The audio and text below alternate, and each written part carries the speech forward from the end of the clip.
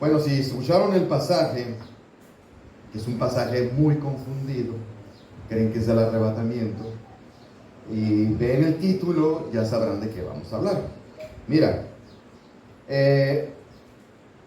las escrituras, cuando se lee las escrituras, y no es una crítica a las personas que han pasado ahorita, no van a creer, mira, lo dijo por el Carlos, no. Yo ni sabía quién iba a pasar al frente, yo ya lo había escrito esto. Las escrituras se deben leer de acuerdo a lo que se está leyendo, a ver si me explico. Se debe leer con el sentimiento y la pasión y el tono correcto de lo que estás leyendo, no sé si me explico. No puedes leer igual un texto exhortativo de una carta a lo mejor un salmo o un proverbio. No sé si me explico lo que quiero entender con eso. ¿Sí? Aún el tono de voz y la velocidad, ¿no? Ya saben que siempre tengo que hablar de mí, ¿no?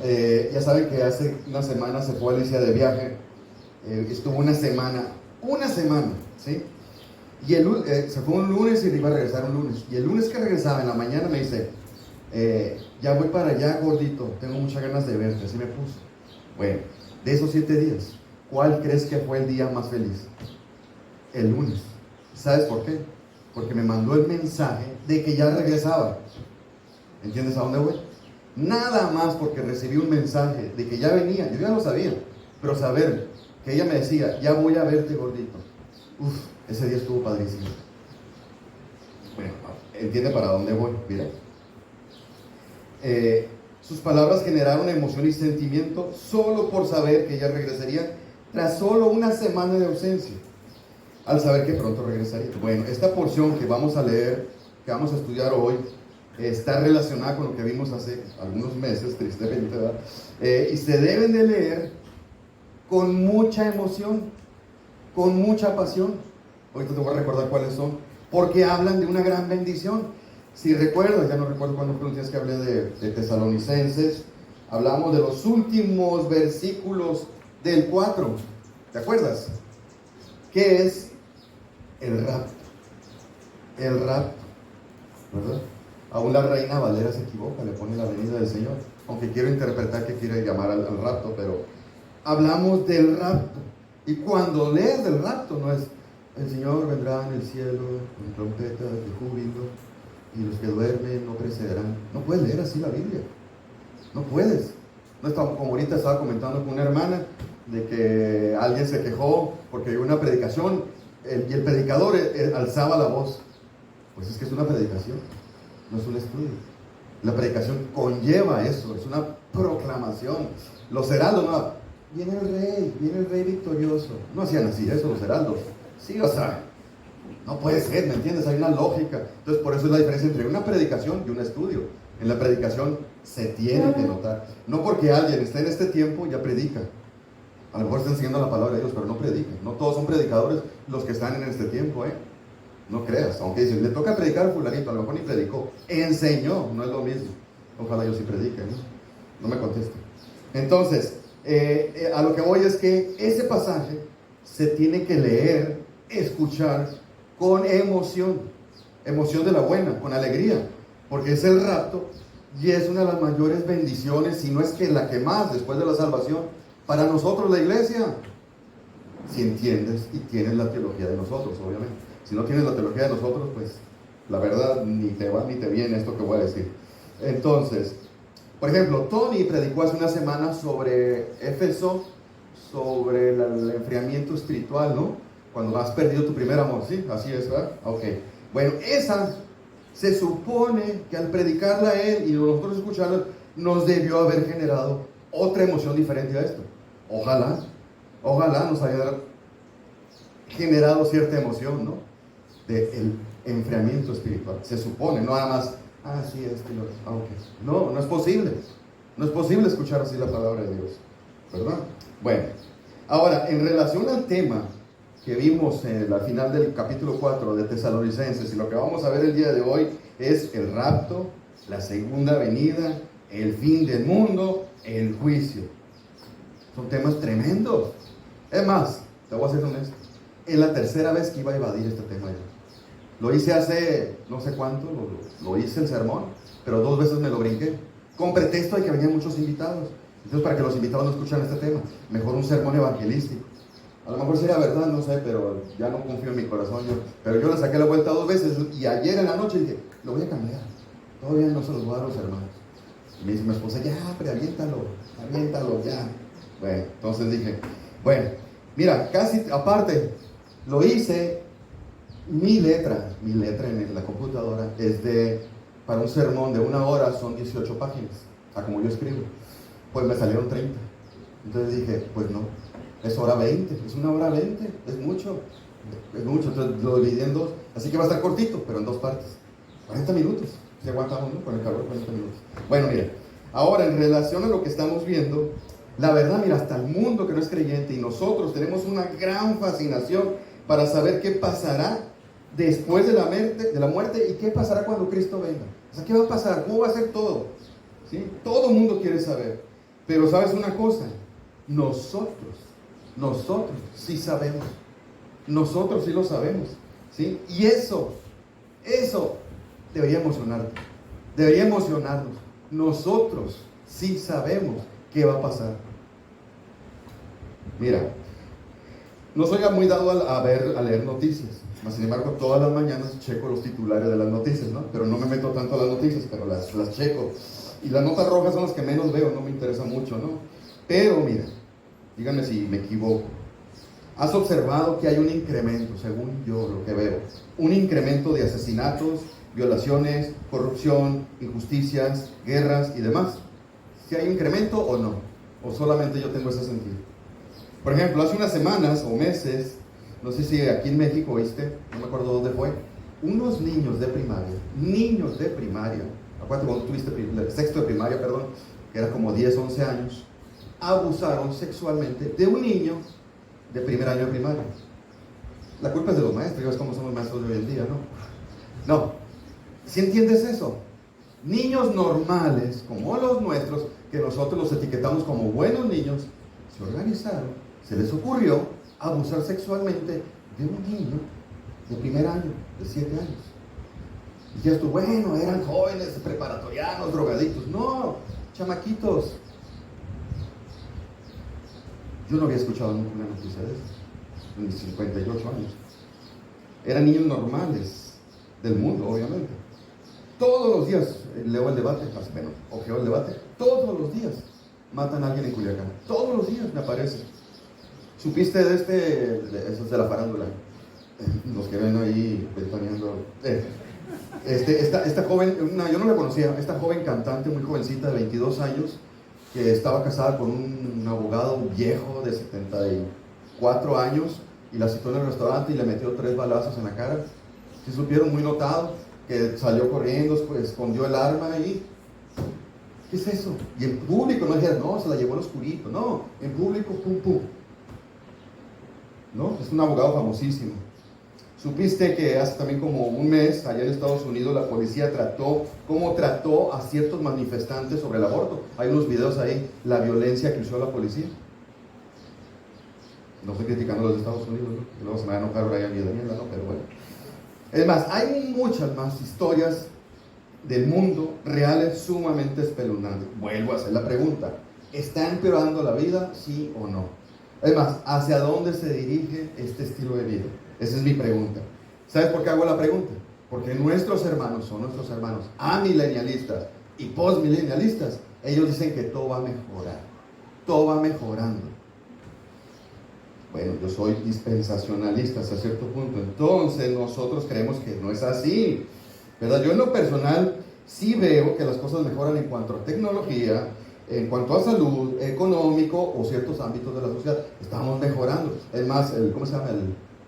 El nivel de vida que vives está alargando. Es cierto, vivimos más ahora. Pero la moralidad, desde mi punto de vista, va empeorando. No sé. Simplemente, ¿recuerdas Génesis 6? Los que han leído Génesis 6, ¿te acuerdas qué pasó en Génesis 6? ¿Sí te acuerdan? Bueno, es cuando el Señor se asoma y dice, la maldad de la tierra era mucha. El designio de los hombres de su corazón era siempre inclinado al mal. Entonces dice, se acabó. Diluvio, destruye todos los seres vivos. Nada más 8 reciben gracia. Fue un juicio. ¿Por qué? Porque iba aumentando la inmoralidad. Cada vez iban peor los hermanos humanos. Y dijo, y hizo un pacto, ¿sí te acuerdas? Y lo selló el pacto. ¿Te acuerdas con qué lo selló? Cada vez que llueve, acuérdate, se ve el arco iris, ese es el sello, su firma. No volveré a destruir la tierra por agua. Pero dijo que sí la volverá a destruir. Es esto. Ya no por agua, pero la va a volver a destruir. ¿Sí? Eso es una promesa. Y es parte de las últimas cosas, que es la posición que nosotros tenemos. Mira, en esta manera de ver la vida hay varias posturas. Uno le llaman como cíclicas. Cíclicas, es decir, la historia del mundo es un ciclo interminable. Todo lo que sucede vuelve a suceder. Nada más cambia de nombre, cambia de lugar, pero todo vuelve a ocurrir lo mismo, las mismas guerras, lo mismo todo, las mismas hambrunas. Dice que todo es lo mismo. Es más, no hay nada nuevo. Es más, hay gente que se agarra de Eclesiastés. ¿Te acuerdas que hay un pasaje de Eclesiastés? Creo que lo puse. Déjame ver si lo puse aquí. Sí. Que dice lo último, lo mismo que se hará y no hay nada nuevo bajo el sol. El hombre más sabio del mundo lo dijo. Claro que hay que verlo desde la perspectiva que él lo dice, hablando fuera de Dios, fuera de Dios. Es vanidad pues el vivir, dice él. Es un cíclico, todo es lo mismo, dice Salomón. Sí, sin Dios. Pero, es más, los filósofos del antiguo griego, el ocultismo, el pensamiento oriental, este nuevo movimiento que ya tiene algunos años, el movimiento de la nueva era, son estos los que piensan así, cíclicos. Para mí está equivocado. La otra perspectiva es de los ateos o los naturalistas, que dicen que la historia es lineal. Es decir, simple y sencillamente no hay importancia en los eventos, no hay una razón de los eventos que suceden, las guerras, las hambrunas, las muertes. No. Simplemente sucede al azar, porque es parte de la vida. Sí, realmente hace poco, esta semana, una persona que estaba evangelizando, le pregunté sobre el propósito de la vida. No, me dice, es nacer, vivir, tratar de ser feliz, reproducirse y morir. Y se acabó. Hace mucho que no escuchaba yo a alguien de eso, que me dijera de esa respuesta. Esos son los naturistas, los ateos. Así ven ellos la vida. Está equivocada. Es similar al de los animales. La bíblica, la historia de la creación, la historia de la vida, la historia del ser humano, es parte de un gran plan de Dios. No es cíclico ni lineal. Es un plan orquestado por Dios todo. Él tiene un plan desde el principio y se está cumpliendo cabalmente, y lo que falta por cumplir se cumplirá también. ¿Sí? Es más, Dios tiene un propósito en la historia, en los eventos de cada historia. ¿Sí? ¿Sí estamos de acuerdo en eso? Mira, todo, fíjate, todo es todo, ¿verdad? Es absoluto. Todo lo que Jehová quiere, lo hace. En los cielos y en la tierra, o sea, toda la esfera, toda la creación, no hay nada que se le escape. Otro, todos los habitantes de la tierra son considerados como nada, comparados con Dios, obviamente. Él hace según su voluntad en el ejército del cielo, en los habitantes, y no hay quien detenga su mano y diga, ¿qué estás haciendo, Dios? No, porque no le tiene que dar cuentas a nadie, y Él tiene un plan y un propósito de toda la historia de la creación, y lo va a terminar. Nosotros, bueno, la gente no sabe cómo termina, nosotros sí sabemos. Otro, mira, para aquellos que, pero ¿cómo? Explícame. No, espérate. Oh, profundidad de las riquezas de la sabiduría y de la ciencia de Dios. Cuán insondables son sus juicios e inescrutables sus caminos. Es decir, no los vamos a entender todo. Simple y sencillamente, yo confío que hay un autor de esta historia que controla cada evento. Aún la caída fue controlado, fue parte de su plan redentor. Por eso permitió, pero ¿por qué permitió que cayera? ¿Por qué les puso ese árbol? Y hacen el cuestionamiento a la gente, ¿y por qué no? Mejor respóndeme, ¿por qué no? Pues si es Dios. O sea, pregúntame, ¿por qué pinté la casa de amarilla la mía? Porque es mía. O sea, ¿por qué te tengo que dar una razón? ¿Me explico? Pues así es Dios. Porque Él quiso, era parte de su plan. Y son inescrutables sus juicios. No podemos, a ver, Señor, ¿por qué hiciste esto? Yo creo que te fallaré. No, eso es soberbia, es arrogancia del ser humano. No puedes cuestionar cada acción de Dios, aunque desde el punto de vista humano, ¿qué mal está eso? No, ok. Mira, para ver si ves a dónde te estoy llevando. Aún tu calendario, cuando estabas en la escuela, ¿qué ponías? O cuando lees los libros del mundo, de la historia, ¿cómo dice? AC y DC. Dices que antes de Cristo y después de Cristo. Aún ellos se basan como un parteaguas al Señor Jesucristo y son ateos. Qué increíble, ¿no? Que aún ellos siguen poniendo como un actor principal a Jesús y no lo conocen. Antes de Cristo y después de Cristo, así lo manejan ellos. Y de hecho así es. En toda la historia de la creación, el actor principal es Jesucristo. La figura central. Es parte del plan. ¿Sí? Déjame, me brinco. Mira. Y como es el actor principal, un montón de profecías fueron hechas en el Antiguo, nada más para su primer advenimiento. Y todas se cumplieron con una precisión increíble. Y quedan algunas por cumplir. ¿Para cuándo? Si las primeras se cumplieron con una exactitud tremenda, todas. ¿Qué te está diciendo? Que el Señor Dios, nuestro Padre, está escribiendo la historia. Bueno, ya está escrita. La está llevando a cabo tal como el libreto. Exactamente, no hay nada. Si no te cuadra la Biblia es porque la estás interpretando mal, alguna de las profecías. Pero si la interpretas bien, llegas a la conclusión de que dio exacto. Es increíble el control que tiene de los eventos y del tiempo el Señor, para que se cumpla tal cual. ¿Sí? Entonces, por eso, cuando tú ves la historia de Dios y cómo la está llevando a cabo y cómo se relaciona exactamente con lo que la Biblia dice y todavía lo que está por venir, dices tú, wow, te debes de maravillar, deberíamos de maravillarnos, deberíamos de emocionarnos, ¿verdad? Pero muchos siguen sin percatarse de las maravillas de esta historia. La oyen y siguen sin inmutarse. Y yo me pregunto, ¿por qué? Porque están muertos. ¿No? Si Alicia me dijera, oye, vamos a cumplir, no sé, el aniversario, y yo, ok. ¿Por qué reacciono así? Porque está muerto mi amor por ella. Pero en cambio, cierto, un año más. Es la diferencia. Lo mismo con Dios. El Señor viene. Ok, ya falta poco. Sí, ya falta poco. Sí. Estás muerto. Discúlpame que te lo diga. No es posible. Si yo con una semana que Alicia me avisó que venía. No puedes comparar el amor humano al amor a Dios. Y si no te emociona, estás muerto. Ok. Entonces, como dije, suena un poco arrogante el decir, nosotros sí lo sabemos. Ahorita te voy a explicar qué concierne el decir, nosotros sí lo sabemos, porque no lo ha revelado, porque están descritos todos los sucesos en este sentido. Esto se le conoce como Día de Jehová o Día del Señor. Cuidado, no lo relaciones con el domingo. Esto es otra cosa. Por eso yo le había sacado la vuelta, porque batallé para estudiar y comprender, porque hay unos teólogos ahí se discuten y se pelean. Mira, los que han tomado discipulado conmigo sabrán que hay una lección que se llama el juez justo, Dios. ¿Sí? Ahora te pregunto, ¿qué hace un juez? ¿Qué hace un juez? Juzga. Lógico, ¿no? Juzga. ¿A quién? A las personas. ¿Cómo? Con justo juicio. ¿Eso es bueno? No para el pecador, porque Él es justo, es el problema. ¿Y qué merece el pecador? La muerte. ¿No? Ok.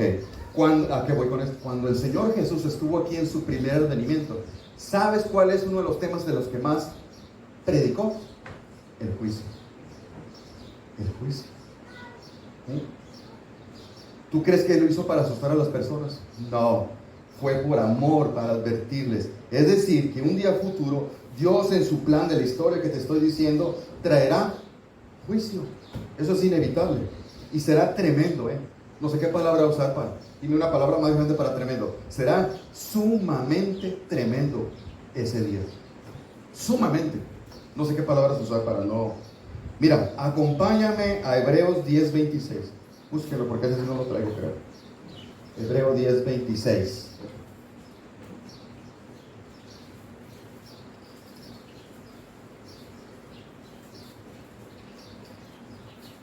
Qué raro, siempre que la dice me prepara lo que tomo para la garganta. Huele como los hospitales eso.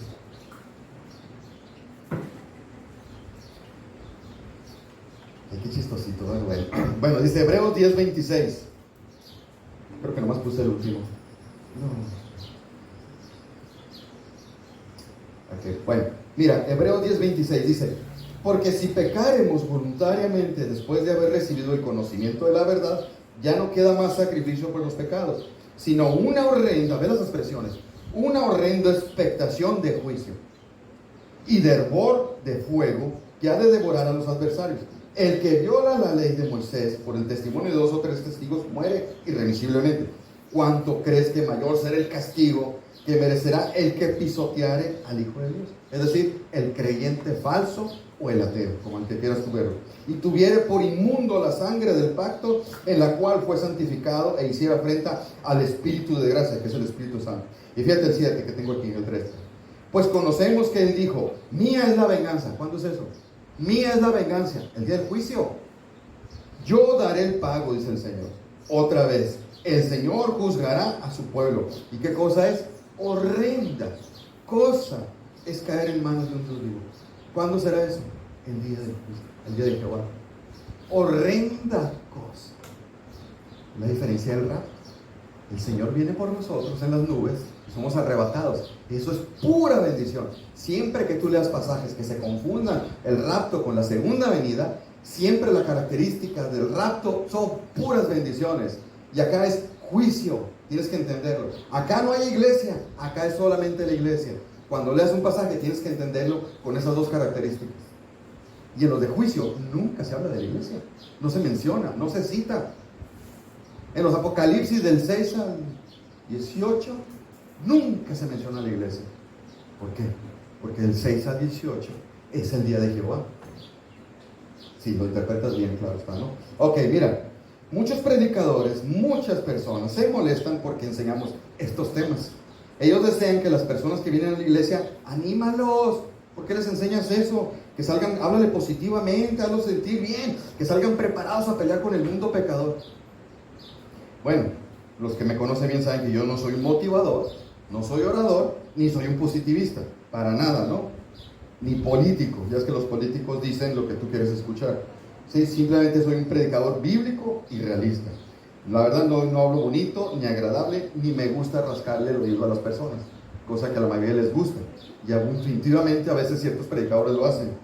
Yo trato de hablar a la mente y al corazón, a la carne no le gusta.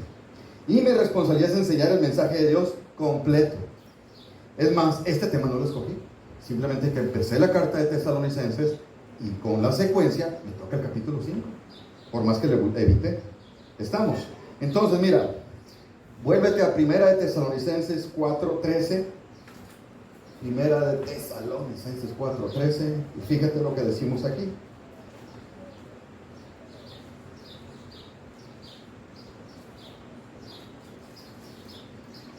Listo, dice, tampoco queremos, es Pablo, acuérdate, hablándole a la iglesia de Tesalónica. Tampoco queremos, hermanos, que ignores acerca de los que duermen, es decir, los que ya fallecieron, los creyentes, para que no te entristezcáis como los otros que no tienen esperanza, es decir, los del mundo cuando mueren. Porque si creemos que Jesús murió y resucitó, lo cual es una doctrina esencial, si tú la crees, excelente. Dice, y resucitó, así también traerá Dios con Jesús a los que durmieron. Rapto. Por lo cual os decimos esto en la palabra del Señor, que nosotros que vivimos, él creía que iba a suceder en ese momento posiblemente, que habremos quedado hasta la venida. No te confundas, no porque dice venida, está hablando de la segunda venida, habla del rapto. Dice, a la venida del Señor no precederemos, es decir, no antecederemos a los que ya murieron, porque el Señor mismo, con voz de mando, con voz de arcángel y trompeta de Dios, descenderá del cielo. No va a venir en la tierra, no es una venida. Descenderá del cielo y los muertos de Cristo resucitarán primero, y luego nosotros los que vivimos, los que hayamos quedado, seremos arrebatados juntamente con ellos en las nubes para recibir al Señor en el aire, y estaremos siempre con el Señor. Por tanto, alentados los unos a... ¿Dónde hay juicio aquí? ¿Dónde hay maldición aquí? ¿Dónde hay condenación aquí? Nada. Pura bendición. Es la noticia más maravillosa que puede tener un creyente en esta era, en la era eclesiástica, en la era de la iglesia. Esto es para la iglesia nada más. Es maravilloso, es para que todos hubieran gritado y aventado la Biblia para arriba, ¿verdad? Qué dramático. Ok, ¿sí? Y muchos enseñan mal, hablando de la segunda venida. Es una distorsión completamente equivocada y iba a decir otra palabra, ¿no? Pero bueno, Él me guardó el Espíritu Santo. Estamos, porque hay tres posturas sobre estas cosas, ¿no? Entonces, y acuérdate del contexto, ya te lo prediqué. Los hermanos de Tesalónica ya les habían enseñado del rapto y del día de Jehová, el día del juicio. Pero entraron falsos maestros y empezaron a meter la duda, la enseñanza. Y como empezó a haber tribulación, dijo: ¿sabes qué? Ya estamos en la tribulación. Entonces ya pasó el rapto, ya no lo perdimos. Entonces lo que viene es el día de Jehová. Y se empezaron a entristecer. No, dice Pablo, tranquilos, tranquilos. Y más adelante explica qué características o qué señales tiene que haber antes del día de Jehová. Y ni una de ellas se ha cumplido. Ninguna de ellas se ha cumplido. La gente habla de dolores del parto. Todavía no llegan los dolores de parto. No inventen. Todavía no llegan. Esos dolores de parto van a aparecer después del arrebatamiento. Por eso te digo que nosotros sí sabemos. Estamos. Entonces, la explicación de Pablo en este pasaje no es para explicar detalladamente el arrebatamiento, no. Para eso enseñó otros pasajes. Es para alentarles, para animar a la gente, para que te emociones, para que vivas con fidelidad. Porque el arrebatamiento, ¿cuándo es? Eso sí lo sabemos. ¿Sí sabes cuándo es el arrebatamiento? Todos lo sabemos. En cualquier momento. ¿Sí? En cualquier momento. Puede que al terminar el sermón. Cualquier momento. ¿Sí? Mira. Por eso al final del pasaje dice: alentados los unos a otros con estas palabras. La doctrina del rapto. Entonces dices tú: pero dame más respaldo. Juan 14, 1, 3. Mira lo que dice. No lo puse todo. Pero empieza. Y eso lo usamos muchas veces en funerales o otro para animar a la gente. Dice Juan, dice ahí en el pasaje de Juan, el Evangelio: no se turbe tu corazón. ¿Por qué? ¿Por qué no se turbe? No te pongas triste. Creer en Dios, creer también en mí, dice Jesús. En la casa de mi Padre muchas moradas hay. Y si así no fuere, yo los hubiera dicho: voy pues a preparar lugar para vosotros. Y si me fuere, les voy a preparar lugar. ¿Y qué dice? Y vendré otra vez a juicio.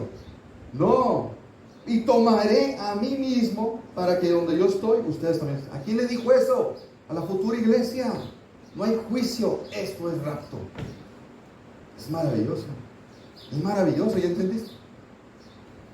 Mira, otro. Muy claro. Más rápido me voy a ir. He aquí les digo un misterio, porque no había sido revelado explícitamente en el antiguo. No todos dormiremos, es decir, no todos vamos a morir, pero todos vamos a ser transformados. ¿Quiénes son todos? La iglesia. ¿Por qué? Porque el día del rapto va a haber creyentes de la iglesia que están vivos. Y en ese instante, la palabra griega no me acuerdo cuál es, pero es una milésima de segundo que va a suceder todo. Los que estaban muertos se resucitan, transforman, y nosotros también pasamos de muerte a vida en menos de una fracción de segundo. Y cuenta nos vamos a dar. Fantástico eso, ¿no? Es maravilloso. Nada más la iglesia verdadera estoy hablando, ¿no? Mira, en un momento y en un abrir y cerrar de ojo, esa palabra griega que es la que no me acuerdo, habla de una milésima de segundo.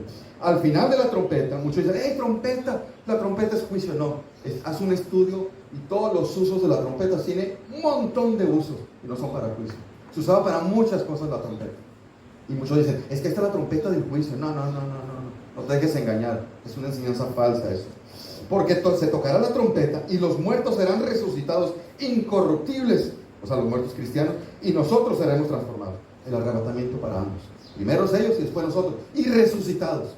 Ahí es donde resucitamos. Ya no voy a tener esto batallando con esta cosa. Ojalá sea antes de la operación. ¿Sí? ¿Sí o no? Un último, nomás para... A lo mejor no te había dado cuenta de este pasaje. Muchos no lo entienden ahí. ¿Qué dice? Por cuanto has guardado la palabra, es la última vez que se menciona la iglesia. Bueno, antes de empezar con las 7 iglesias. Dice: la palabra de mi paciencia, yo también te guardaré de la hora de la prueba que ha de venir sobre el mundo entero. ¿De qué está hablando? Antes de la tribulación. La prueba es la tribulación. Te voy a guardar. ¿A quién? A la iglesia. Ahí está la promesa. El rapto implícito. ¿Sí? Entonces, si un día dices: ¿entonces qué significa? ¿Qué postura somos nosotros los que creemos que el rapto es antes de la tribulación? Pre-tribulacionistas. Eso somos nosotros. Ese es el apellido. Somos iglesia bíblica o reformada pretribulacionista, si lo quieres manejar así con apellido, ¿verdad? Y es lo que creemos y es lo que la Biblia enseña. Es lo que la Biblia enseña. Y como ustedes saben, muchas personas han tratado de enseñar por años y años y años fechas, definir fechas. Bueno, todos se han equivocado. Todos se han equivocado. Todos absolutamente. Y van a seguir fallando todos los que traten de dar una fecha posible, porque nadie puede saber cuándo van a ocurrir todos estos eventos. Hay una secuencia, pero no sabemos los tiempos. La primera, ¿cuál es? El rapto. ¿Cuándo es? Cualquier momento. ¿Qué sucede después del rapto? Empieza la tribulación. No sabemos cuándo. Una semana después, un día después, un mes después, no se sabe. Y como la tribulación empieza con paz, no tienes una señal que te marque, ya inició la tribulación. No, tú nomás sabes que dura 7 años, pero como no sabes cuándo empezó, no vas a saber cuándo terminó. Y sabemos que el evento que sigue después de la tribulación es la venida de Cristo ahora sí. ¿Y a qué viene? Que es cuando leyó el pasaje mi hermano Carlos. Esa es la segunda venida. Y muchos creen que es el rapto, es al revés. Los voltean los dos. ¿Por qué? Porque Mateo 24, si te diste cuenta, es tremendísimo. Es un pasaje horrible. Es un pasaje donde los malos son llevados y confunden. Y los buenos, que son los creyentes de esa época, son quedados. ¿Por qué se quedan? A dar paso al milenio. Cristo se queda. ¿Por qué? En la otra se va Cristo, aquí se queda. ¿Por qué se queda? Porque se tienen que cumplir las promesas del Antiguo Testamento, donde Él literalmente tiene que establecer un reino físico y terrenal. ¿Y dónde va a ser eso? En el milenio. ¿Quién más va a reinar ahí? Israel. Se tienen que cumplir esas promesas. Si no, la Biblia, unas sí se cumplieron y otras no. Se tiene que cumplir todo. Si no, Dios no es fiel, no es veraz. Esta postura es la que más cumple con todas las explicaciones y profecías que hay en la Biblia. Entre el milenio. ¿Qué sucede después del milenio? El gran juicio del trono blanco, donde enjuicia a los malos, de acuerdo a su pecado. Cielos nuevos, tierra nueva, y se acabó. Se acabó. Y ya. Esos son los eventos escatológicos. Y todos los que te mencioné están incluidos en el día de Jehová, para que veas qué tremendo. Muchos creen que el día de Jehová es la segunda venida. No, la segunda venida es parte del día de Jehová. El día de Jehová arranca después del arrebatamiento y termina después del juicio del trono blanco. Por eso es tremendísimo explicar el día de Jehová. ¿Entiendes ahora por qué le sacamos un poco la vuelta? Para explicarlo. Entonces, rápidamente, nomás voy a explicar el punto 1. Que hay un conocimiento innecesario sobre estas cosas que estamos explicando. Hay algo que es innecesario. Dice, eso sería lo que lo vamos a ver el día después, pero mira, pero acerca de los tiempos y las ocasiones no tienes necesidad, hermano, de que les escriba, porque ustedes saben perfectamente que el día del Señor, y explica, ¿no? Nada más te quiero explicar para que aprendas a distinguir cuando leas la Biblia, porque muchos leen el Tesalonicenses 4, del 13 al 18, y luego siguen y creen que es lo mismo. No, está hablando del mismo tema, temas escatológicos, pero de dos cosas diferentes. Por eso tenemos que tener discernimiento. 4, del 13 al 18, rapto. ¿Y cómo sabes? Bueno, cuando usa la palabra pero, siempre se usa para un cambio de tema. Entonces, gramaticalmente, Pablo está hablando otra cosa. Entonces habló del rapto y dice, pero, siguiendo con las escatologías, pero te voy a hablar otra cosa escatológica. ¿Cuál? El día del Señor, el día de Jehová. ¿Me expliqué? Por eso es importante la gramática. ¿Sí? Por ejemplo, hay un pasaje en Corintios, es más, ese pero es como decir acerca de, en cuanto a, con respecto a de. Siempre se usa en la Biblia para un cambio de tema, del que sea. Está hablando Pablo de algo y usa esa expresión en el griego, ¡pum!, cambio de tema. Estamos. Así rapidito. Muy bien. Y usa la expresión hermanos.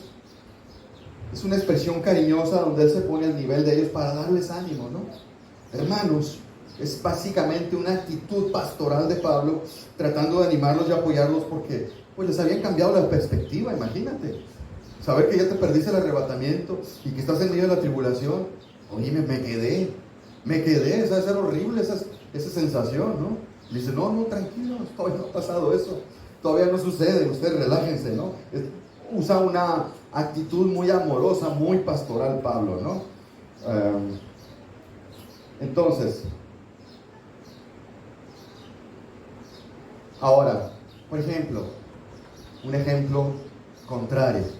Un estudiante le dice a su maestro, vamos a tener un examen final. Lo primero que va a preguntar el estudiante, lo más probable es, ¿para cuándo, hermano, maestro? ¿Para cuándo es el examen? El alumno necesita saber cuándo es la fecha del examen para prepararse y estudiar. Eso es lo lógico. En nuestro caso no es así. Nosotros no necesitamos saber la fecha en que Cristo viene para tener un programa de santificación. No, al contrario, sería perjudicial si alguno de nosotros supiéramos cuándo viene, porque a lo mejor me puedo apanicar y caer en una ansiedad y, ay, va a venir, ya queda muy poquito tiempo y no he hecho esto. O caer en una apatía y decir, no, hombre, falta un montón. Como quiera me la llevo suavecito y ya lo último le aprieto y me santifico. Por eso no conviene al creyente que sepa cuándo. ¿Me explico? Es caso contrario con el del estudiante, es a lo que voy, ¿verdad? Entonces nosotros se supone que por no saber debemos de vivir afanosamente, no afanosamente, sino apasionadamente en fidelidad, purificándonos. Para eso nos sirven estos pasajes, no tanto para saber exactamente los eventos y cómo van a suceder, si ni siquiera nos van a tocar. Si hay que conocerlos para poder enseñarlos, porque hay mucha gente que se va a quedar y van a estudiar esto ellos cuando se queden y van a decir, oh, lo estamos viviendo, como te acuerdas de Israel, que les profetizaron, si son desobedientes, 70 años de cautiverio, y cuando lo leyeron allá dijeron, wow, lo estamos viviendo, somos nosotros, a nosotros nos tocó el castigo, sí, pero se emocionaron porque dijeron, ya falta menos, nos van a liberar el Señor. Es lo mismo, ¿verdad? Ok, muy bien, mira. Es por ejemplo, mira, búscate Mateo 24:45. Mateo 24:45.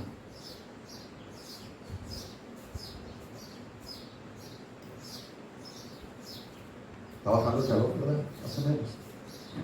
Psicología inversa, ¿verdad? A mí hasta frillito me sabe. Mateo 24:45. Tiene que ver con esta actitud. Mira, ¿quién es pues el siervo fiel y prudente? Eso es lo que debemos hacer nosotros. Fieles y prudentes, el cual puso su Señor sobre su casa para que le dé alimento a tiempo. Pues bienaventurado es aquel siervo al cual, cuando su Señor venga, lo haya haciendo así. Y estamos hablando de la segunda venida. De cierto les digo, sobre todos mis bienes lo pondrá. Pero aquel siervo malo, por eso está la exhortación, aquel que no es fiel, dijera en su corazón, mi Señor tarda en venir, voy a comenzar a golpear a mis consiervos y aún comer y beber con los borrachos.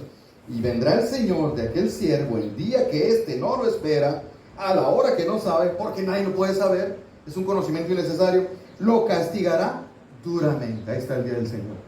Y pondrá su parte con los hipócritas y ve la consecuencia. Ahí será el lloro y crujir. Imagínate a alguien así,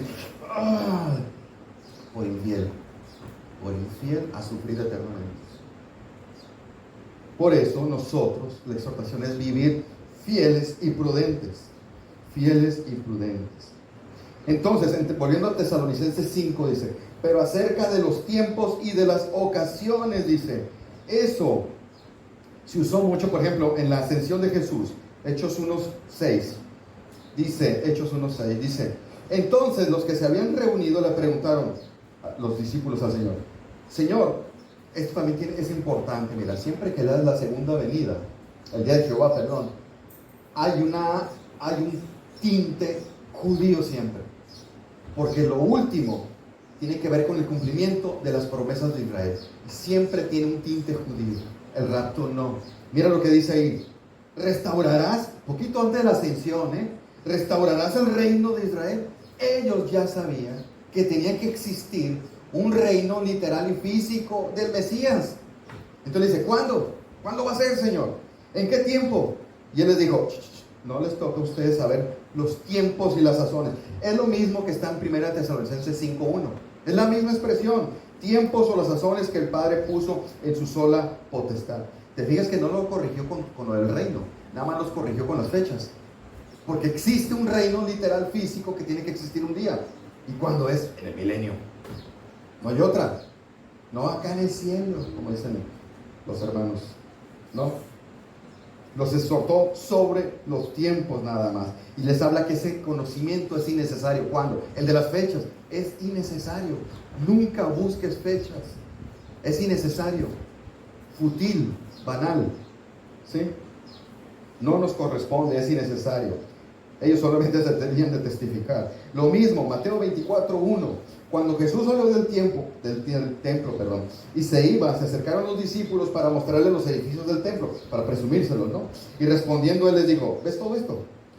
De cierto te digo que no va a quedar aquí piedra sobre piedra que no sea derribada. Y estando él sentado en el monte de los olivos, los discípulos le preguntaban aparte, diciendo, dinos, ¿cuándo serán estas cosas? ¿Y qué señal habrá de tu venida y del fin del siglo? El día de Jehová. Dinos, ya lo sabían ellos, pero dinos cuándo. Y no se los dijo. Y no se los dijo, ¿no? Entonces se entiende, el día de Jehová no es el evento de un día. Eso de tiempos y ocasiones son las dos palabras griegas diferentes que hablan del tiempo. Una es cronos y otra es pairos. Que habla, cronos, por ejemplo, habla del espacio, del tiempo, un periodo en particular, como los de un reloj. Son las 2 de la tarde, eso es cronos. Kairos habla del tiempo, pero como una ocasión, como una era. La era eclesiástica está hablando del tiempo, es una era.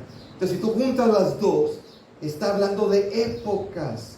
Épocas en plural están, en futuro, es decir, una serie de eventos allá, que son varias ocasiones. No está hablando de un día de 24 horas. El día de Jehová no es un día, es una serie de eventos, sucesos que van a ocurrir en el futuro. Eso es el día de Jehová. ¿Y arranca cuándo? Después del arrebatamiento. Ahí arranca el día de Jehová. Y que bendiga al que se queda, porque es juicio. Juicio. ¿Sí? Daniel usó esa expresión, aunque obviamente en el Antiguo Testamento, tiempos y edades, tiempos y épocas, ¿sí? Lo usa en plural porque son varios periodos y varios acontecimientos diferentes, ¿sí? Es más, ¿te acuerdas de este pasaje? Y hablará palabras, ¿quién hablará? ¿Quién hablará palabras con el Altísimo? Esa es una profecía, es escatológico, todavía no llega. ¿Quién es ese que hablaba palabras infladas con el Altísimo y en contra de los santos del Altísimo va a quebrantar? ¿Quién es este? Y va a pensar en cambiar los tiempos y la ley. ¿Quién va a hacer todo eso? El anticristo. Este es el anticristo que está profetizado. Eso tiene que ocurrir antes de la segunda venida. Y como no ha ocurrido, pues no hay segunda venida, ¿verdad? Y en su mano estará ¿hasta qué? Tiempos y medio tiempo. ¿Qué es eso? 3 años y medio. Ya está profetizado que a la mitad de la tribulación se va a levantar y se va a quitar la careta para blasfemar en contra de Dios y perseguir a los judíos. Ahí está, ya lo habías visto. Ese es el anticristo, a los 3 años y medio de la tribulación. ¿Sí? Pero usa la misma palabra, época, periodo. Mira, el día del Señor como tal, el día de Jehová, se usa 19 meses en el Antiguo Testamento, 4 en el Nuevo Testamento. Es un tiempo en el que Dios derrama su ira, todo lo contrario al arrebatamiento, ¿sí? Sobre los incrédulos del mundo. Es más, la Biblia le llama el día de venganza de Jehová. Es tremendo. Mira Isaías, porque es día de venganza, año de retribuciones, es decir, cobrármelas, dice Dios. Es el día de Jehová. Ya estaba profetizado. Último para terminar, yo le calculé. Sofonías, cercano, no sé cuánto cercano para ellos, ¿verdad? Cercano está el día grande de Jehová. Eso no es bueno, porque es el día de Jehová. Y muy próximo, y fíjate lo que dice, es amarga la voz del día de Jehová. Gritará y el valiente, aún el más valiente, al ver todo, va para abajo. Gritaré el valiente, día de ira, aquel día. Día de angustia y de aprieto, día de alboroto y de asolamiento, día de tiniebla, día de oscuridad, día de nublado, de entenecimiento, día de trompeta y de adelgazará sobre las ciudades fortificadas. día de juicio, condenación. Es el día de Jehová. Eso es tremendo. Entonces, ¿por qué no quería predicarlo? Está bien fuerte, ¿va? Entonces, estamos a la mitad. Vamos a continuar con el versículo 1 y el 2 y el 3 del capítulo 5. Amén.